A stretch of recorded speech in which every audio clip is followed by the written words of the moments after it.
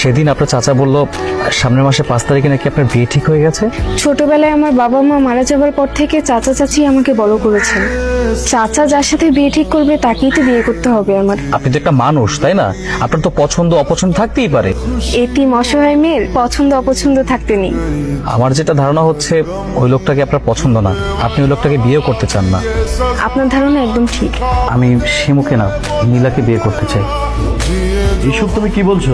আরে নীলার তো আমরা অন্য জায়গায় বিয়ে ঠিক করেছি। আগামী মাসে 5 তারিখে তোর বিয়ে। নীলা ওই মানুষটাকে পছন্দ করে না, বিয়ে করতে চাচ্ছে না। নীলা কি তোমাকে নিজের মুখে বলেছে সব কথা? জি। তোমার জায়গায় এতক্ষণ অন্য কেউ হলে ঘাট ধাক্কা দিয়ে বের করে দিতাম। তুমি যা বলতে চেয়েছো তো বলা হয়ে গেল, জয়বার আসতে পারো। আরে তাড়াতাড়ি যা, বিয়ের ব্যবস্থা কর, আজকে কোর্ট ম্যারেজ করবো।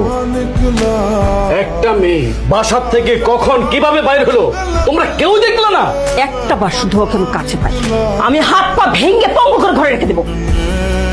কোথায় গেছিলি তুই? আচ্ছা তো আমি থামুন। এই ছেলে, এই নীলাকে আমি মারবো নাকি কাটবো সেটা আমি বুঝবো, তুমি বলার কে? আমি ওর স্বামী, আমরা কোর্ট ম্যারেজ করেছি। তোমাদের এই পুতুল পুতুল খেলা বিয়ে আমি কখনো মেনে নেব না।